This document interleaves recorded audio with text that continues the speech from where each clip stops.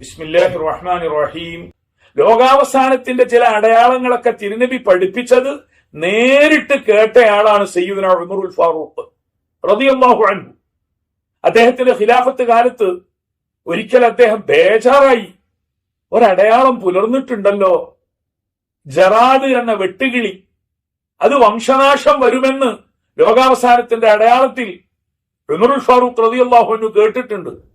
അദ്ദേഹം അന്വേഷണ കമ്മീഷൻ നിയമിച്ചു. എന്റെ കാലത്ത് തന്നെ ഇത് നടക്കുമോ പടച്ചവനെ? നാനാ ഭാഗത്തേക്കും ദൂതന്മാരെ അയച്ചു. അറേബ്യയിൽ അതെ, ജറാദ് എന്ന വെട്ടുകിളികൾ എമ്പാടും ഇവിടെയുണ്ട്, വംശനാശം വന്നിട്ടില്ല എന്ന വാർത്ത കേട്ടപ്പോൾ അൽഹംദുലില്ലാ, എന്റെ ഈ കാലഘട്ടത്തിൽ ലോകാവസാനത്തിന്റെ ആ മഹാക്കെടുതി വന്നില്ലല്ലോ എന്ന് ആശ്വസിച്ചു. അതിന്റെ അർത്ഥം എന്താണ്? അന്നു മുതലേ കാത്തിരിക്കുന്നവർ കാത്തിരിപ്പിൽ തന്നെയാണ്. അതെല്ലാ മഹാന്മാരും അവരവരുടെ കാലഘട്ടത്തിൽ അടുപ്പിച്ചിട്ടുണ്ട്. അടയാളങ്ങൾ വെച്ച് വായിക്കുമ്പോൾ പല അടയാളങ്ങളും യോജിക്കുന്നുണ്ട്. അഗ്നിനാളങ്ങളുടെ പുറപ്പാട്, പൗരസ്ത്യ മേഖലകളിലെ യുദ്ധസന്നാഹങ്ങൾ, യൂഫ്രട്ടീസ് ടൈഗ്രീസ് നദികളിലെ കുഴപ്പങ്ങൾ, ഷാം രാജ്യങ്ങളിലുള്ള ആഭ്യന്തര കലാപങ്ങൾ, ഇതൊക്കെ ഒരു പൊതുവായ പരാമർശങ്ങളാണ്. ഇത് ഏറെ വിശദമായി പഠിക്കുവാൻ സന്ദർഭം ലഭിച്ച ഒരാളെന്ന നിലക്ക് വിനീതമായി പറയട്ടെ, 700 കൊല്ലം മുൻപുള്ള ചില ഇമാമുകൾ ഈ ഹദീസ് ഓരോന്നും ആ കാലത്ത് നടന്ന സംഭവത്തിലേക്ക് കൂട്ടിച്ചേർത്ത് ഇതാ ലോകം അവസാനിക്കുകയായി, ഇമാം മഹ്ദിയുടെ വരവായി എന്ന് എഴുതി വെച്ച് അവർ കടന്നുപോയിട്ട് നൂറ്റാണ്ടുകൾ കഴിഞ്ഞു. അവരുടെ കിതാബുകൾ ഇപ്പോഴും ആ ഒരു പരിഹാസ്യമായ പ്രസ്താവന നിലനിർത്തിക്കൊണ്ട് വായനക്കാരുടെ മുമ്പിൽ തുറന്നു വെച്ചുകൊണ്ട് ഈ ഒരവസ്ഥയിലേക്ക് പോകുന്നതിന് പകരം ഒന്നുകൂടി പ്രബുദ്ധരാവുക. നമ്മുടെ പുതിയ തലമുറയെ അലസന്മാരാക്കരുത്, നിഷ്ക്രിയരാക്കരുത്. ഏതോ ഒരാൾ പറഞ്ഞത്രേ, വീടിന് തറ കെട്ടുമ്പോഴും അത്രയൊന്നും ഉറപ്പിച്ച് തറയൊന്നും വേണ്ട, ഇനി 10 വർഷമേ ഉള്ളൂ എന്ന്. അങ്ങനെയല്ലല്ലോ ഇസ്ലാമിക അധ്യാപനം. ലൗ ഖാമത്തി സ്സാഅതു വഫീ യദി അഹദിക്കും ഫസീലത്തുൻ ഫൽയദറഹ. ലോകാവസാനത്തിന്റെ മുഴക്കം നിങ്ങൾക്ക് അനുഭവപ്പെട്ടാൽ പോലും ഒരു തൈ കയ്യിലുള്ളവർ മരം വെച്ചു പിടിപ്പിക്കുക. അതായത് ലോകാവസാനത്തിന്റെ അവസാന മുഴക്കം വരെയും കർമ്മലോകത്ത് നിരന്തരമായി ഇടപെടണം. ഇതാണ് നമ്മൾ ജനങ്ങൾക്ക് നൽകേണ്ട സന്ദേശം. വിമോചകനായ ഇസ്ലാമിക സമൂഹത്തിൽ നവോത്ഥാന നായകനായി വർത്തിക്കുന്ന അൽ ഖലീഫത്തുല്ലാഹിൽ മഹ്ദി അലൈഹിസ്സലാം പ്രാമാണികമായി തീർത്തും പ്രതീക്ഷയുള്ള, സത്യമായി പുലരുന്ന ഒരു മഹത്തായ ആഗമം തന്നെയാണ് ഇമാം മഹ്ദി അലൈഹിസ്സലാമിന്റെ വരവ്. ലോകാവസാനത്തോടനുബന്ധിച്ച് അവിടുത്തെ സന്താന പരമ്പരകളിൽ തിരുനബി സല്ലല്ലാഹു അലൈഹി വസല്ലമയുടെ ഭാഷയിൽ അൽ മഹ്ദിയു മിന്നി മിൻ ഔലാദി ഫാത്തിമ, എന്റെ പേരായിരിക്കും അവിടുത്തേക്ക്, എന്റെ ഉമ്മയുടെ പേരായിരിക്കും, ഫാത്തിമയുടെ സന്താന പരമ്പരകളിലായിരിക്കും, എന്റെ ഉപ്പയുടെ പേരായിരിക്കും അവിടുത്തെ ഉപ്പയുടെ പേര്. സ്വീകാര്യമായ പ്രമാണങ്ങളിൽ ഇങ്ങനെ ഒരു വിമോചകനെ കുറിച്ച് സുവിശേഷങ്ങളുണ്ട്. അത് പാടെ നിഷേധിക്കുവാൻ, അങ്ങനെ ഒരു മഹ്ദിയുടെ ആഗമം തന്നെ നിരാകരിക്കുവാൻ ഇസ്ലാമിക പ്രമാണങ്ങൾ പഠിച്ചവർക്ക് സാധ്യമല്ല. 100 കണക്കിന് സ്വീകാര്യമായ നിവേദനങ്ങൾ തിരുനബി സല്ലല്ലാഹു അലൈഹി വസല്ലമയിൽ നിന്ന് വന്നിട്ടുണ്ട്.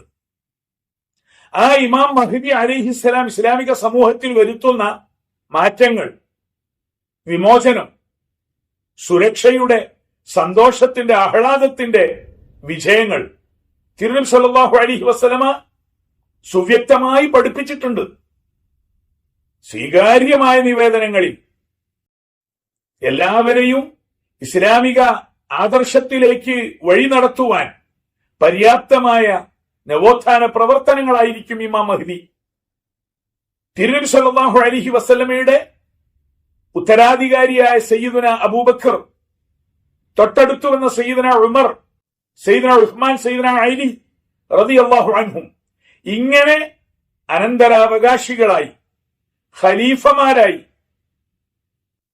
മഹാന്മാരായ ആധ്യാത്മിക ഗുരുനാഥന്മാർ കാലാകാലങ്ങളിൽ വന്ന് ഈ സമൂഹത്തിന്റെ ഏറ്റവും ഒടുവിൽ സമൂഹത്തിന്റെ വളർച്ചയ്ക്ക്, ഉയർച്ചയ്ക്ക്, സുരക്ഷയ്ക്ക് നേതൃത്വം കൊടുക്കുന്ന ഒരു മഹാപുരുഷനെയാണ് ഇമാം മുഹമ്മദ് ഇബ്നു അബ്ദുല്ലാഹിൽ മഹ്ദിയിലൂടെ തിരുനബി സല്ലല്ലാഹു അലൈഹി വസല്ലമ പ്രവചിച്ചത്. തീർച്ചയായും ആ പ്രതീക്ഷ ഈ സമൂഹത്തിന് ആവേശം തന്നെയാണ്. പക്ഷേ വർഷം നിശ്ചയിക്കുകയും മാസം പ്രഖ്യാപിക്കുകയും ചെയ്യുന്ന ഒരു രീതി ഇന്ന് കൂടുതൽ കാണുന്നുണ്ട്. അതുകൊണ്ടാണ് ഇങ്ങനെയൊരു വിചിന്തനം നല്ലതാണെന്ന് തോന്നിയത്. ഇമാം മഹ്ദി അലൈഹിസ്സലാം എല്ലാവരും പ്രതീക്ഷിക്കുന്നു, പ്രത്യാശയോടെ കാത്തിരിക്കുന്നു. പക്ഷെ എന്ന്, എപ്പോഴും അല്ലാഹു അഅലം, അല്ലാഹു അഅലം എന്ന ആ ഒരു പൊതു നയം സ്വീകരിച്ചാൽ അല്ലാഹുമ്മ ആമീൻ. എന്നാൽ ഇമാം മഹ്ദി അലൈഹിസ്സലാമിന്റെ മുൻപ് അവരിലേക്ക് എത്തുന്നത് വരെയുള്ള അൽ ഖുലഫാ ആധ്യാത്മിക ലോകത്ത് പ്രതിനിധാനങ്ങൾ ഉണ്ടാകും. നമ്മുടെ കാലഘട്ടത്തിൽ, കഴിഞ്ഞ കാലഘട്ടത്തിലൊക്കെ അതുണ്ടായിട്ടുണ്ട്. എങ്കിൽ ആ ഒരു വഴിയും അത്തരം ആളുകളും നയിക്കുവാൻ, പഠിപ്പിക്കുവാൻ, ശിക്ഷണം നൽകുവാൻ ലഭിച്ചവർ ഭാഗ്യവാന്മാരാണ്. ആ വഴിയിലേക്ക് നീങ്ങാൻ കഴിഞ്ഞാൽ, ഇമാം മഹ്ദി അലൈഹിസ്സലാമിനെ കുറിച്ചുള്ള പരാമർശത്തിൽ ഒരു ശ്രദ്ധേയമായ വാക്കുണ്ട്. ചെറുപ്പത്തിലെ വളർന്ന് വലുതായി അടയാളങ്ങളൊക്കെ കാണിച്ചു വളരുമെന്നല്ല, മറിച്ച് യുസ്ലിഹുഹുല്ലാഹു ഫീ ലൈല, ഒരൊറ്റ രാത്രിയിലാണ് അദ്ദേഹത്തിന് അള്ളാഹു നിയോഗഭാഗ്യം കൊടുത്തുകൊണ്ട് സമുദ്ധാരണത്തിന് വേണ്ടി പ്രാപ്തമാക്കുക. ഒരൊറ്റ രാത്രി കൊണ്ടാണ് ഇമാം മഹ്ദിയെ സമുദ്ധാരണത്തിന് പറ്റുന്ന വിധത്തിൽ അള്ളാഹു തആല പ്രാപ്തനാക്കുക. അപ്പോഴ് ജനിച്ച ദിവസം മുതലൊന്നും അടയാളം കണ്ടുകൊള്ളണമെന്നില്ല. പ്രത്യക്ഷപ്പെടുന്നതിന്റെ തലേ നാള് വരെ പ്രത്യേകമായ അടയാളമൊന്നും ആ പറയപ്പെടുന്ന ഇമാം മഹ്ദി അലൈഹിസ്സലാം എന്ന ആ യുഗ പുരുഷനിൽ അക്കാലത്തെ ജനങ്ങൾക്ക് കാണാൻ കഴിയില്ല. അതുകൊണ്ട് തന്നെ അവിടെ ജനിച്ചു, ഇവിടെ ജനിച്ചു, അതിന്റെ അടയാളം കണ്ടവരുണ്ട് എന്നൊക്കെ പറയുന്ന ശൈലി നിർത്തുക. ഒറ്റ വാക്ക്, ഇമാം മഹ്ദി അലൈഹിസ്സലാം സുവിശേഷമാണ്, വിമോചകനാണ്, പ്രത്യാശയാണ്. പക്ഷേ നമ്മളായി അടുപ്പിക്കേണ്ടതില്ല. ഏകദേശം 1/4 നൂറ്റാണ്ട് മുമ്പ് ഈ വിനീതൻ ഇമാം മഹ്ദിയുടെ ആഗമം എന്ന പേരിൽ ഗഹനമായ ഒരു പഠനം, ഒരു പുസ്തകം രചിച്ചു. ആകാവുന്ന പ്രമാണങ്ങളെല്ലാം സമാഹരിച്ചു. എന്നാൽ ബോധ്യമുള്ള മഹാന്മാരുമായി ബന്ധപ്പെട്ടപ്പോൾ അവര് തന്ന ഒരു തിരിച്ചറിവുണ്ട്. ഹദീസുകളിലെ പ്രവചനങ്ങളെല്ലാം വിശകലനം ചെയ്യുമ്പോൾ അവർക്ക് വരാനുള്ള കാലമായി എന്ന് ദ്യോതിപ്പിക്കുന്ന പരാമർശങ്ങളുണ്ട്. അത് വെച്ചുകൊണ്ട് നാളെ വരും, മറ്റന്നാൾ വരുമെന്ന് കാലനിർണയം നടത്തിയാൽ ചരിത്രപരമായ വലിയൊരു അബദ്ധമായിരിക്കും. അത് ദാർശനികമായും അതൊരു വലിയ കുഴപ്പമായിരിക്കും. ഈ ഒരു ബോധ്യം മഹാന്മാരായ ഗുരുനാഥന്മാർ പഠിപ്പിച്ചപ്പോൾ ഇമാം മഹ്ദിയുടെ ആഗമത്തെക്കുറിച്ച് പ്രമാണങ്ങളിലൂടെ സഞ്ചരിച്ച് ദീർഘമായി പഠിച്ച് പുസ്തകം എഴുതിയപ്പോഴും ഈ ബോധ്യം എന്താണ്? ഇമാം അൽ മഹ്ദി അലൈഹിസ്സലാം പ്രതീക്ഷയുടെ, പ്രത്യാശയുടെ അൽ ഖലീഫ, ഖലീഫത്തുല്ലാഹിൽ മഹ്ദി വരുമെന്നത് തീർച്ചയാണ്. എന്നാൽ നീയായി അവിടുത്തെ വരവിനെ അടുപ്പിക്കണ്ട. ഇമാം മഹ്ദിയുടെ വരവ് ഉണ്ടാകേണ്ട സന്ദർഭത്തിൽ അള്ളാഹു നിശ്ചയിച്ചതുപോലെ നടക്കട്ടെ. വരുമ്പോൾ കാണാം, അന്ന് സന്തോഷിക്കാം. പക്ഷേ അത് നാളെയാണ്, മറ്റന്നാളാണ് എന്ന് പ്രമാണങ്ങൾക്ക് വ്യാഖ്യാനം നൽകി അർത്ഥം പറഞ്ഞ് ഈ സമൂഹത്തിൽ പ്രചരിപ്പിക്കുമ്പോൾ കുറെ പ്രത്യാഘാതങ്ങൾ വരാനുണ്ട്. കൂട്ടത്തിൽ പറയട്ടെ, ഇമാം മഹ്ദിയുമായി ബന്ധപ്പെട്ട ഹദീസുകളും പൂർവിക മഹാന്മാരുടെ പഠനങ്ങളും വിശദമായി പഠിച്ചപ്പോൾ 3 നൂറ്റാണ്ട്, 4 നൂറ്റാണ്ട്, 5 നൂറ്റാണ്ടൊക്കെ മുമ്പ് ജീവിച്ച മഹാശയന്മാരായ ചില പണ്ഡിതന്മാർ എന്റെ ജീവിത കാലഘട്ടത്തിൽ തന്നെ വരും, ഇമാം മഹ്ദിയെ കാണുവാനുള്ള, അഭിമുഖീകരിക്കുവാനുള്ള ഭാഗ്യം ഈ ഗ്രന്ഥം എഴുതുന്ന എനിക്ക് തന്നെ ഉണ്ടാകും എന്ന് എഴുതി വെച്ചവരുണ്ട്. പേര് പറയാവുന്നതേ ഉള്ളൂ. പക്ഷേ ആ ഇമാമുകളെ കുറിച്ചൊക്കെ നമുക്ക് ചിലപ്പോഴെങ്കിലും വിശ്വാസ്യതയുടെ കുറവ് വരും. കാരണം അങ്ങനെയൊക്കെ എഴുതി പഠിപ്പിച്ചു പോയവർ 4 നൂറ്റാണ്ട് 5 നൂറ്റാണ്ട് മുമ്പ് അവരെല്ലാം മൃതിയടഞ്ഞുപോയി. അവരുടെ കാലത്തോ അവരുടെ പിൻതലമുറയിൽ തന്നെയോ ഇമാം മഹ്ദി അലൈഹിസ്സലാം ഇനിയും വന്നിട്ടില്ല. അത് സത്യമാണ്. അപ്പോൾ ആ പണ്ഡിതന്മാരൊക്കെ കാലനിർണയം നടത്തിയതിന്റെ പ്രത്യാഘാതം അവരുടെ ഗ്രന്ഥങ്ങൾ വായിക്കുമ്പോൾ നമുക്ക് ചിരിയോടുകൂടി, ചിലർക്കെങ്കിലും പരിഹാസത്തോടുകൂടി അനുഭവിക്കേണ്ടി വരുന്നുണ്ട്. ആ ഒരു ദുരന്തം ഇന്ന് ചില പണ്ഡിതന്മാർ വിളിച്ചു വരുത്തുന്നുണ്ട്. മലയാളത്തിൽ സോഷ്യൽ മീഡിയയിലെല്ലാം എന്റെ ജീവിത കാലഘട്ടത്തിൽ പുലരുമെന്ന് പറയുന്നവരുണ്ട്, 2030 മുമ്പ് സംഭവിക്കുമെന്ന് പറയുന്നവരുണ്ട്. സംഭവിക്കുമെന്നുറപ്പുള്ള ഒരു കാര്യം പക്ഷേ വർഷമോ കാലമോ നിർണിതമായി പറയുവാനുള്ള അധികാരം, അവകാശം പൊതുവിൽ ഇല്ലാത്തതുണ്ട്. അതിൽ പെട്ടതാണ് ലോകാവസാനവുമായി ബന്ധപ്പെട്ട കാര്യങ്ങളൊക്കെ. യസ്അലൂനക അനിസ്സാഅതി അയ്യാന മുർസാഹ ഫീമ അൻത മിൻ ദിക്റാഹ ഇലാ റബ്ബിക മുൻതഹാഹ. വിശുദ്ധ ഖുർആനിന്റെ നയം അതാണ്. ആര് ആരോട് ഏത് കാലഘട്ടത്തിൽ എന്നാണ് ലോകാവസാനം ഉണ്ടാവുക എന്ന് ചോദിച്ചാൽ, ആര് ഏത് കാലത്ത് ആരോട് ചോദിച്ചാലും അതിന് മറുപടി തിരുനബി സല്ലല്ലാഹു അലൈഹി വസല്ലമയുടെ സുവ്യക്തമായ ഹദീസിലൂടെ പഠിപ്പിച്ചിട്ടുണ്ട്. മത്തസ്സാഅതു, എന്നാണത് സംഭവിക്കുക, ലോകാവസാനം. ഇമാം മഹ്ദിയുടെ ആഗമം എന്നാൽ ലോകാവസാനത്തിന്റെ തലേനാൾ സംഭവിക്കുന്നതാണ്. അതിന് തിരുനബി കൊടുത്ത മറുപടി മൽ മസ്ഊലു അൻഹാ ബിഅഅലമ മിനസ്സാഇൽ. ഈ വിഷയത്തിൽ ചോദിച്ചയാളിനേക്കാൾ ചോദിക്കപ്പെട്ടയാൾ കൂടുതൽ അറിവുള്ളയാളല്ല എന്ന് പറഞ്ഞുകൊണ്ട് കാലനിർണയത്തെ വ്യക്തമാക്കുന്ന കാര്യത്തിൽ ഒരൊഴിഞ്ഞുമാറ്റം, ഇത് അറിയാത്തത് കൊണ്ടൊന്നുമല്ല, ഈ നയമാണ് ലോകാവസാനം വരെയുള്ള പണ്ഡിതന്മാർ ഈ വിഷയത്തിൽ സ്വീകരിക്കേണ്ടത് എന്നർത്ഥം. 7 വർഷം കൊണ്ട് വരും, 10 വർഷം കൊണ്ട് വരുമെന്ന് പ്രസംഗിച്ച് ജനങ്ങളെ പഠിപ്പിച്ചു എന്ന് വയ്ക്കാം. 10 വർഷം കഴിഞ്ഞു. അത്തരമൊരു പുലർച്ച ഇമാം മഹ്ദിയുടെ ആഗമം സംഭവിക്കാതിരുന്നാൽ ഈ പ്രമാണങ്ങളിലൊക്കെ വിശ്വാസക്കുറവ് വരില്ലേ നമ്മുടെ ആളുകൾക്ക്?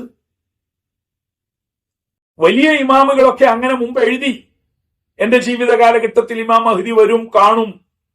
അവര് വഫാത്തായി പോയിട്ട് 400 കൊല്ലം 300 കൊല്ലമൊക്കെ ആയി കഴിഞ്ഞുപോയി. പേരെടുത്തു പറയാവുന്ന ഗ്രന്ഥങ്ങളാണ് അതൊക്കെ. അവരുടെ ആ കിതാബ് ഇന്ന് വായിക്കുമ്പോൾ പരിഹാസ്യമായി തോന്നുകയാണ് പലർക്കും.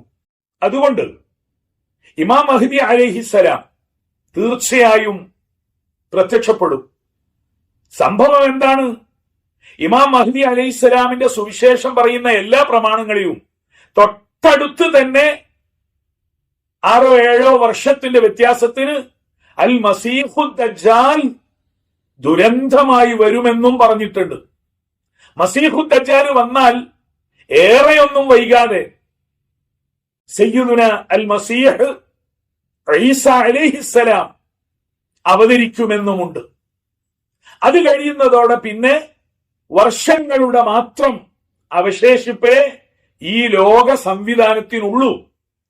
തുടർന്ന് സൂർ എന്ന കാഹളവും ലോകാവസാനവും പുനരുത്ഥാനവുമെല്ലാം നടക്കുകയായി.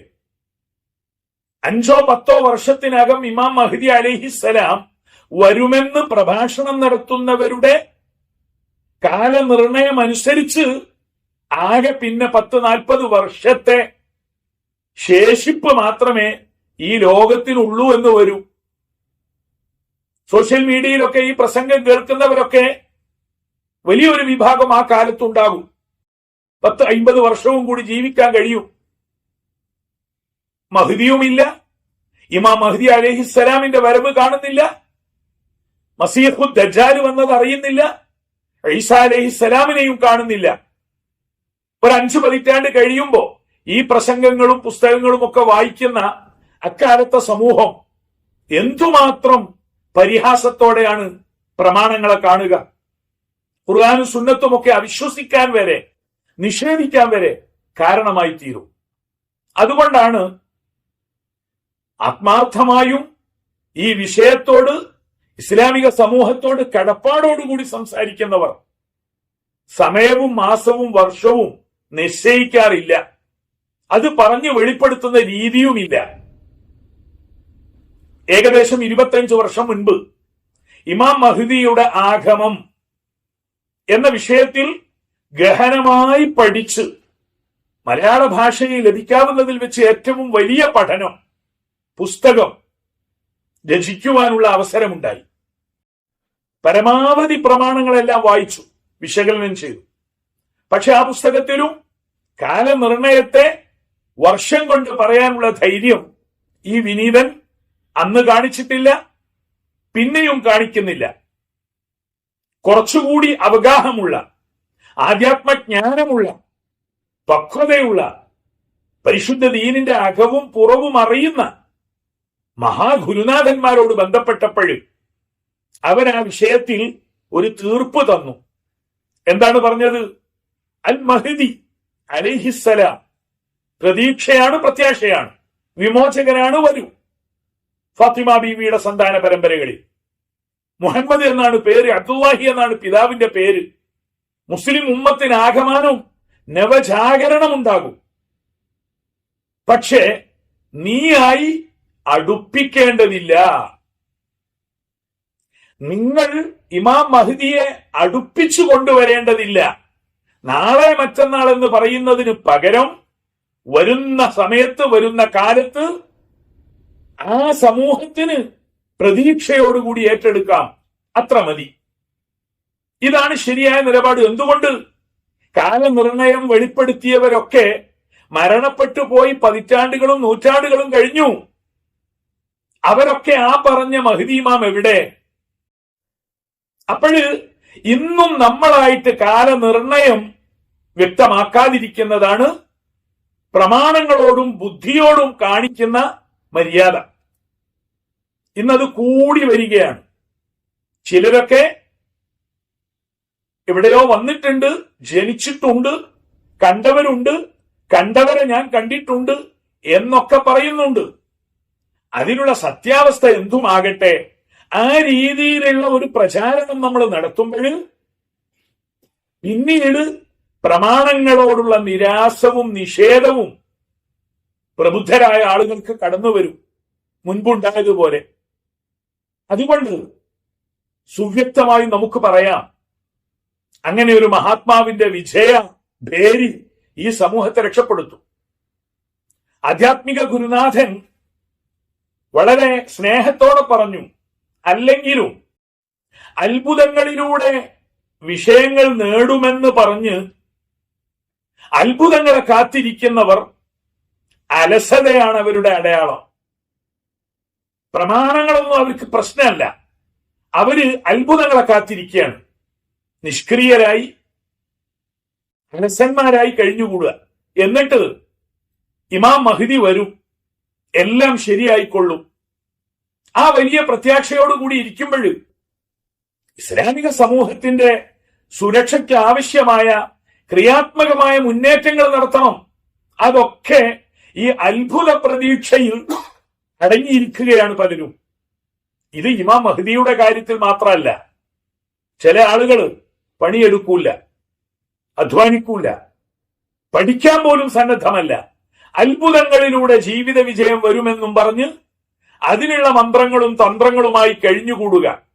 അലസത വളർത്താൻ, നിഷ്ക്രിയത്വം വർദ്ധിപ്പിക്കാനേ ഈ നയം സഹായിക്കുകയുള്ളൂ. അതിനർത്ഥം ഇമാം മഹ്ദി അലൈഹിസ്സലാം എന്ന ആ മഹാഗുരുവിന്റെ തിരു ആഗമം സന്തോഷത്തോടെ നമുക്ക് കാത്തിരിക്കാം. ഇറാനിയൻ ദേശങ്ങളിലെല്ലാം ലബ്ബൈക യാ മഹ്ദി എന്ന സ്വാഗത ബാനറുകൾ നിരവധിയുണ്ട്. ഇപ്പോഴും കൂടിയിട്ടുണ്ട്. പക്ഷെ 10-60 കൊല്ലം മുൻപൊക്കെ അതും ഉണ്ടായിരുന്നു.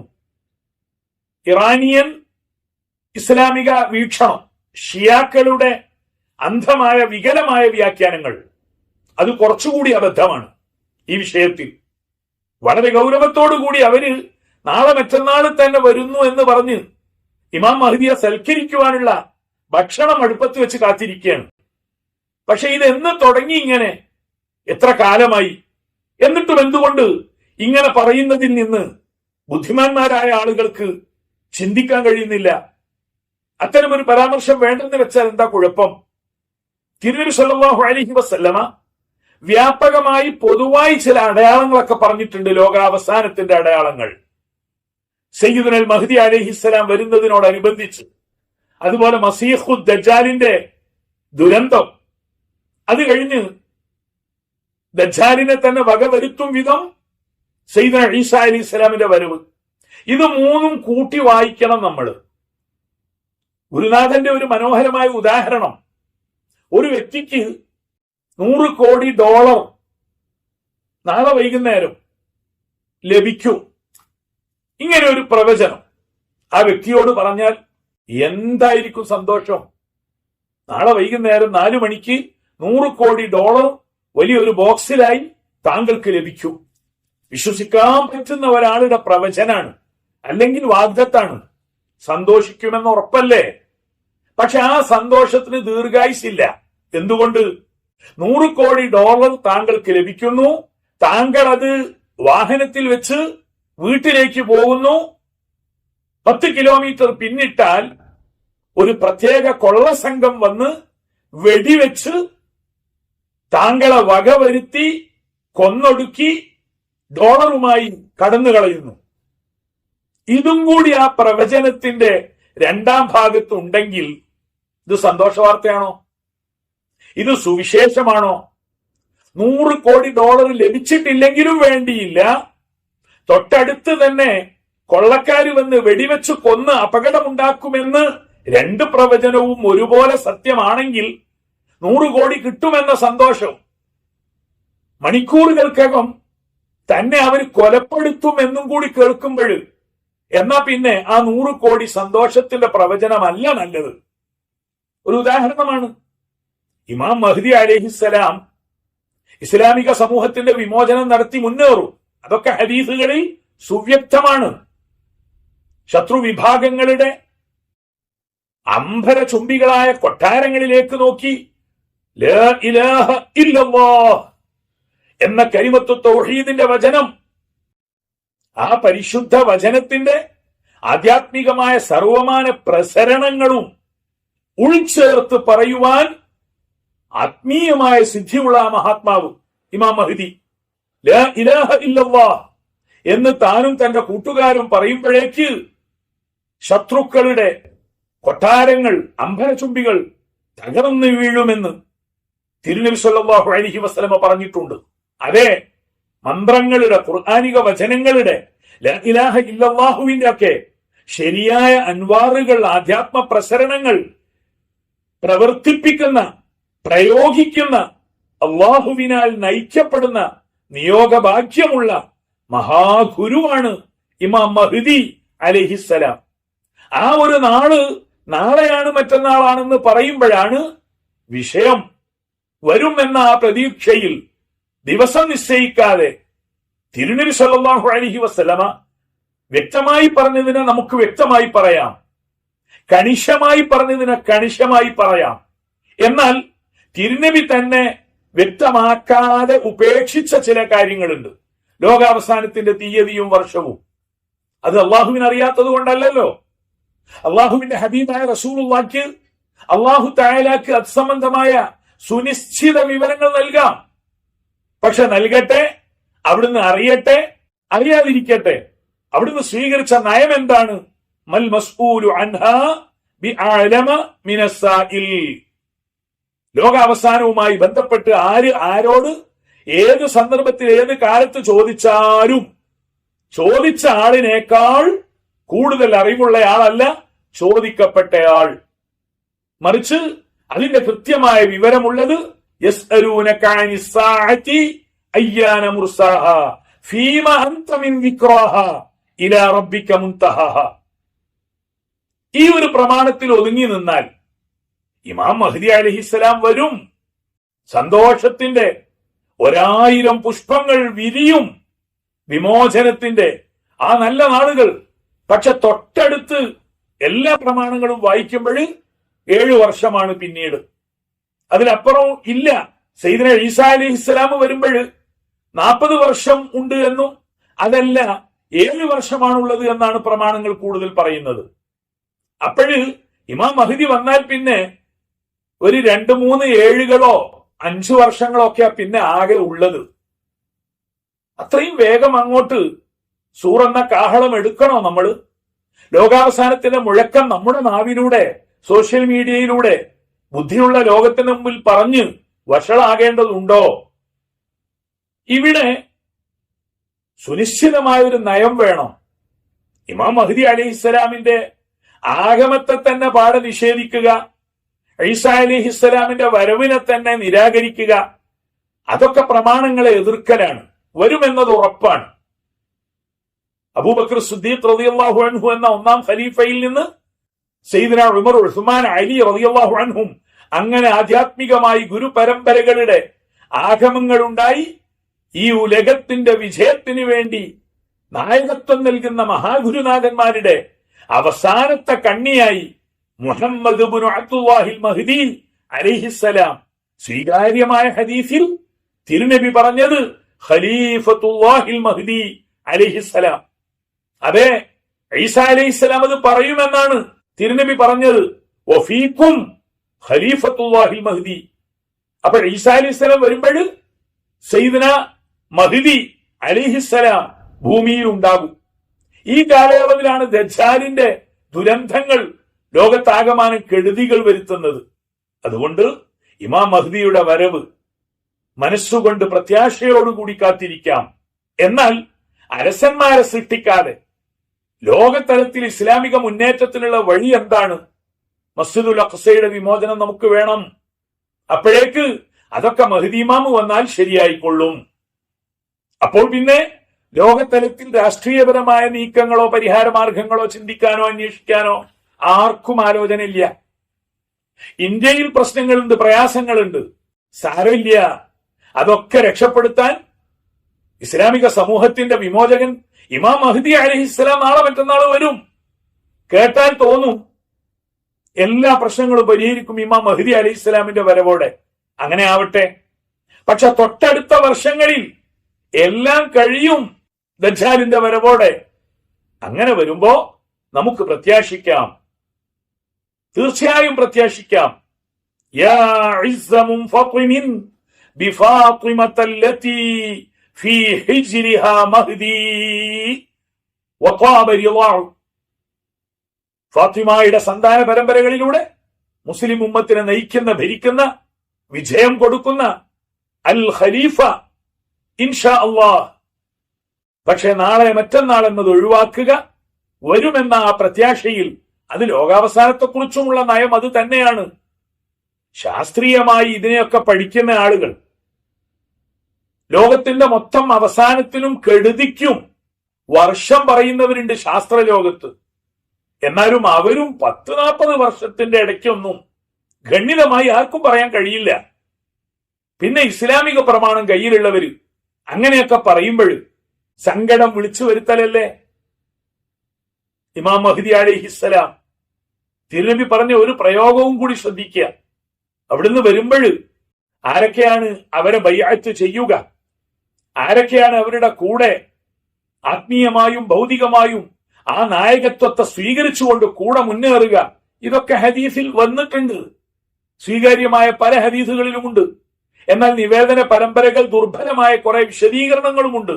എല്ലാം കൂടി കൂട്ടി വായിച്ചാൽ നമുക്ക് മനസ്സിലാക്കാവുന്ന കാര്യം, ഇസ്ലാമിക സമൂഹത്തിൽ തിരുനബി സല്ലല്ലാഹു അലൈഹി വസല്ലമയുടെ ഉത്തരാധികാരികളായി ഖുലഫാകളായി അൽ ഖുലഫാ അർ-റാഷിദൂൻ പലരും വന്ന് വന്ന് വന്ന് ഏറ്റവും അവസാനത്തെ ആളായി സയ്യിദുന അൽ ഇമാം മുഹമ്മദ് ഇബ്നു അബ്ദുല്ലാഹിൽ മഹ്ദി അലൈഹിസ്സലാം അൽ മഹ്ദിയായി വരും.